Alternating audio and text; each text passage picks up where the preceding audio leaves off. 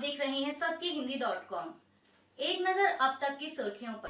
पंजाब के वित्त मंत्री हरपाल सिंह चीमा ने बजट पर नाराजगी जताई है और कहा है कि बीजेपी के नेतृत्व वाली केंद्र सरकार ने पंजाब को निराश किया है। समाचार एजेंसी ANI से बात करते हुए उन्होंने कहा कि वो पंजाब के साथ खड़े नहीं होते, वो पंजाब को हमेशा निराश करते हैं। मुद्दा कोई भी हो, बीजेपी की सरकार पंजाब को निराश करती है। बजट में खेती पर ध्यान देने के लिए जो सेंटर्स बनाए जा रहे हैं वो पंजाब को नहीं मिल रहे, वो बिहार को मिल रहे हैं। जिन 100 जिलों की बात की गई है उनमें पंजाब का एक भी जिला नहीं है। ये पंजाब के किसान के साथ बड़ा धोखा है। हरपाल सिंह चीमा ने आगे कहा कि हमने पराली जलाने की बात की थी और कहा था कि हम इस मुद्दे का समाधान करना चाहते हैं, लेकिन इस मुद्दे पर हमें सरकार से कोई समाधान नहीं मिला। हमने फसलों में विविधता की बात की थी। हम चाहते हैं कि किसान विविध तरह की फसलें उगाएं क्योंकि हमें पंजाब का पानी बचाना है, लेकिन इस मामले में भी हमें पूरी तरह निराश कर दिया गया। जितनी मांगे हमने दी थी उसमें से एक भी मांग पर ध्यान नहीं दिया गया। हमने एक रेलवे ट्रैक और 2 वंदे भारत ट्रेनें मांगी थी, उसमें भी हमें निराश किया गया। जिस भी मुद्दे की बात करें, पंजाब को निराश किया गया है। मुझे लगता है कि भाजपा पंजाब से नफरत करती है। कांग्रेस नेता राहुल गांधी ने भी बजट 2025 पर प्रतिक्रिया देते हुए एक्स पर लिखा है कि ये बड़े घावों पर बैंडेड लगाने जैसा है। राहुल गांधी ने लिखा कि बुलेट से बने घाव पर सरकार ने बैंडेड लगाया है। वैश्विक अनिश्चितता के बीच आर्थिक संकट से बचने के लिए बड़े बदलाव की जरूरत थी, लेकिन सरकार के पास आइडियाज ही नहीं हैं। कांग्रेस महासचिव जयराम रमेश ने भी समाचार एजेंसी ANI से बात करते हुए कहा कि इसमें किसान संगठनों की मांग को नजरअंदाज किया गया। उन्होंने कहा कि ऐसा दिखता है कि वोकल को राहत मिली है, लेकिन लोकल को क्या मिला, किसानों को क्या मिला। न्यूनतम समर्थन मूल्य के बारे में कोई जिक्र नहीं हुआ, कर्ज माफी की बात नहीं हुई, प्रधानमंत्री फसल बीमा योजना में जो सुधार लाने थे उसकी कोई घोषणा नहीं हुई। किसान संगठनों की मांगों और खेती किसानी पर स्टैंडिंग कमेटी की जो सिफारिशें हैं उन्हें पूरी तरह से नजरअंदाज किया गया है। कांग्रेस महासचिव ने आगे कहा कि मनरेगा के आवंटन में पिछले साल के मुकाबले कोई बढ़ोतरी नहीं हुई। MSME की बात तो सरकार करती है, लेकिन वो GST की जटिल व्यवस्था के बीच उलझा पड़ा है। GST में सुधार लाने की जरूरत है, उस बारे में वित्त मंत्री ने कुछ नहीं कहा। हालांकि साथ ही जयराम रमेश ने माना कि सरकार ने बजट में कुछ राहत दी है। उन्होंने सवाल उठाया कि सरकार ने राहत तो दी है, लेकिन इससे खपत पर क्या असर पड़ेगा। कंजप्शन जो रुका हुआ है वो कितनी गति पकड़ेगा, ये वक्त ही बताएगा। उन्होंने आगे कहा कि निजी निवेशकों के लिए सरकार ने कोई राहत नहीं दी है। पूर्व वित्त मंत्री P चिदंबरम ने केंद्रीय बजट 2025-26 पर कांग्रेस की ब्रीफिंग के दौरान कहा कि बजट 2025-26 से यह पता चलता है कि भाजपा कर देने वाले मध्यम वर्ग और बिहार के मतदाताओं को लुभा रही है। इन घोषणाओं का 3.2 करोड़ कर देने वाले मध्यम वर्ग और बिहार के 7.65 करोड़ मतदाता स्वागत करेंगे, लेकिन शेष भारत के लिए यह बजट PM मोदी के नेतृत्व में भाजपा सदस्यों की तालियों से भरा सुखदायक शब्दों से अधिक कुछ नहीं था और इसमें सबसे क्रूर कटौती SC, ST और अल्पसंख्यकों के लिए आवंटन में की गई।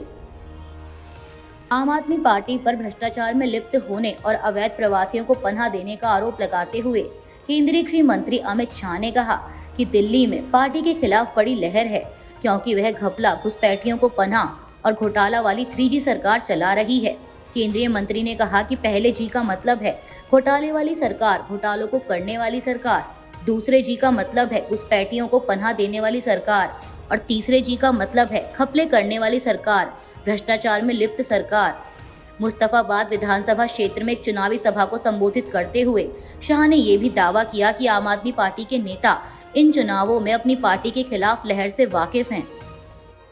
हमास ने आज शनिवार को गजा में संघर्ष विराम समझौते के तहत 3 और इस्राएली बंधकों को आजाद किया। मीडिया रिपोर्ट्स के मुताबिक इन तीनों को हमास ने रेड क्रॉस को सौंप दिया है। आपको बता दें कि इन 3 बंधकों को इस्राएली जेलों में बंद 183 फिलिस्तीनी कैदियों के बदले आजाद किया गया। इस्राएली बंधकों को आजाद किए जाने के बाद इसराइल के कब्जे वाले वेस्ट बैंक और गजा पट्टी में इन कैदियों को आजाद किया गया। युद्ध विराम लागू होने के बाद हमास अब तक कुल 18 इस्राएली बंधकों को आजाद कर चुका है। माना जा रहा है कि इसके बाद अब हमास के कब्जे में 79 बंधक हैं। हालांकि इसराइल का मानना है कि इनमें से केवल 45 जीवित हैं।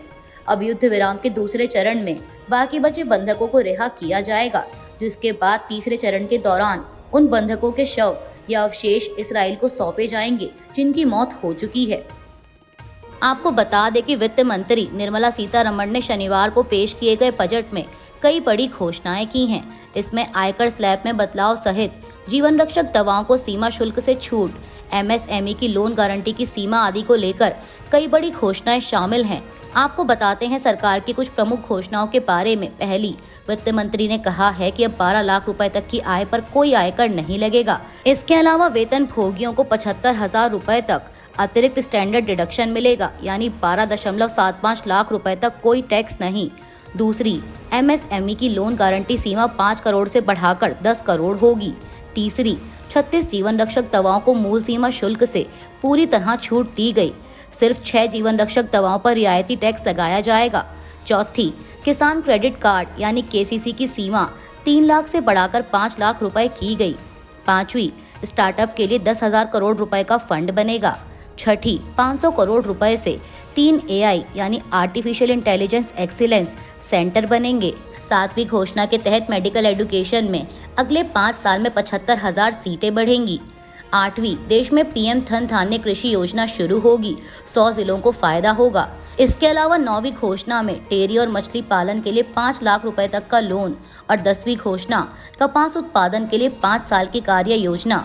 बात करें 11वीं घोषणा की, तो 11वीं घोषणा में प्रोडक्शन मार्केटिंग पर फोकस किया गया है। इसके अलावा 12वीं, समुद्र उत्पाद सस्ते होंगे, कस्टम ड्यूटी 30% से घटाकर 5% की गई। 13वीं, सरकार ने अगले सप्ताह एक नया आयकर विधेयक पेश करने का प्रस्ताव रखा है। 14वीं घोषणा में 1 लाख अधूरे घर पूरे होंगे और 2025 में 40,000 नए मकान सौंपे जाएंगे। 15वीं, हर घर नल से जल पहुंचाने जल जीवन मिशन कार्यक्रम 2028 तक बढ़ेगा। 16वीं घोषणा के तहत 1 लाख करोड़ रुपए का अर्बन चैलेंज फंड बनेगा। शहरी क्षेत्र के गरीबों की आय बढ़ाने की योजना आएगी। 17वीं घोषणा में देश में 23 IIT में 6,500 सीटें बढ़ाई जाएंगी और मेडिकल कॉलेजों में 10,000 सीटें बढ़ेंगी। 18वीं, सूक्ष्म उद्यमों के लिए 5 लाख रुपए की लिमिट वाले कस्टमाइज्ड क्रेडिट कार्ड जारी होंगे। 19वीं, अगले 3 साल में देश के सभी जिलों में कैंसर डे केयर सेंटर बनाए जाएंगे। अगले फाइनेंशियल ईयर में ही ऐसे 200 सेंटर बनाए जाएंगे। और 20वीं घोषणा के तहत बिहार के लिए national institute of food technology बनेगा। IIT का विस्तार होगा। मखाना बोर्ड और 3 नए एयरपोर्ट भी बनाए जाएंगे। प्रधानमंत्री नरेंद्र मोदी ने 2025 के बजट प्रस्तावों को निवेश को बढ़ाने वाला बताया है। उन्होंने इसे 4 मल्टीप्लायर बताया। PM मोदी ने कहा कि ये बजट निवेश, बचत, उपभोग और ग्रोथ को बढ़ाएगा। उन्होंने कहा कि ये बजट पूरी तरह इस बात पर केंद्रित है कि सरकार का खजाना नहीं बल्कि लोगों की जेब भरी जाए। बजट में इस बात का प्रावधान किया गया है कि लोगों की बचत कैसे बढ़े और देश का विकास कैसे हो। बजट में आर्थिक सुधारों की काफी मजबूत नींव रखी गई है। न्यूक्लियर एनर्जी सेक्टर में प्राइवेट सेक्टर को बढ़ावा देने का फैसला ऐतिहासिक है। इसके अलावा इंफ्रास्ट्रक्चर सेक्टर को बढ़ावा दिया जा रहा है, जो कि भारत की बुनियाद और मजबूत करेगा। जहां एक तरफ सत्ता पक्ष बजट 2025 की वाहवाही करते नहीं थक रहा, तो वहीं दूसरी ओर विपक्ष ने बजट को लेकर केंद्र की मोदी सरकार को घेरना शुरू कर दिया है। इसी कड़ी में पूर्णिया से निर्दलीय सांसद पप्पू यादव ने कहा कि आप यानी भाजपा वही बात फिर से उठाती है जो आप 10 बार कह चुके हैं, कुछ नया कभी नहीं होता। आपने 12 लाख तक की आय वालों को टैक्स में छूट दी और यहाँ आपने 25 लाख आय वालों पर 30 से 40% टैक्स बढ़ा दिया। आप पहले से ही जनता से पैसा ले रहे हैं। आशा आजीविका पर कोई चर्चा नहीं की, शिक्षा पर कोई चर्चा नहीं हुई, बिहार का सिर्फ जिक्र होता है, बिहार पर कोई चर्चा नहीं होती। विशेष पैकेज मिला। उन्होंने पूछा कि क्या कारखाने लगाने या पलायन पर कोई बात हुई। केंद्रीय बजट 2025 पर TMC सांसद शत्रुघ्न सिन्हा ने कहा कि बिहार मेरी ताकत है और बिहार के लिए प्रावधान देखकर मुझे अच्छा लगा, लेकिन चुनाव का समय भी है, तो कहीं वहीं सोचकर ये चुनावी बजट तो तैयार नहीं किया गया। TMC सांसद ने कहा कि बिहार में इंफ्रास्ट्रक्चर का विकास तो अच्छा है, लेकिन क्या ये काफ़ी है? बिहार को ध्यान में रखकर बनाया गया ये बजट लॉलीपॉप जैसा लगता है। अब सैलरीड क्लास की बात करें तो छूट 12 लाख की जगह 15 लाख होनी चाहिए थी, लेकिन फिर भी 12 लाख तक हुआ, हम इसकी सराहना करते हैं, लेकिन अभी भी बहुत सी चीजों का अध्ययन करने की जरूरत है। केंद्र समाजवादी पार्टी प्रमुख अखिलेश यादव ने आम बजट के बाद पत्रकारों से बात करते हुए कहा कि बजट के आंकड़ों से ज्यादा जरूरी कुंभ मेले में कितनी जानें गई हैं, वो आंकड़े जानना जरूरी है। अखिलेश ने कहा कि सरकार खोए लोगों का आंकड़ा दे, क्योंकि खोया पाया केंद्र में लोग भटक रहे हैं। लोग अपने परिजनों की तस्वीरों को लेकर भटक रहे हैं, लेकिन उनको ढूंढने का काम नहीं किया जा रहा। सपा प्रमुख ने आगे ये भी दावा किया कि सरकार ने कुंभ मेले की भगदड़ में मारे गए लोगों के झूठे आंकड़े जारी किए। सरकार ने 17 घंटे बाद आंकड़े दिए थे। उन्होंने कहा कि भगदड़ की घटना को 100 घंटे से अधिक हो गए हैं, लेकिन लोगों को सरकार स्नान नहीं करा पाई है। आम आदमी पार्टी के राष्ट्रीय संयोजक अरविंद केजरीवाल ने शनिवार को कहा कि वह इस बात से निराश हैं कि अरबपतियों के लिए कर्ज माफी समाप्त करने और बचाई गई रकम को मध्यम वर्ग और किसानों पर खर्च करने के उनके सुझाव को केंद्रीय बजट 2025-26 में पूरा नहीं किया गया।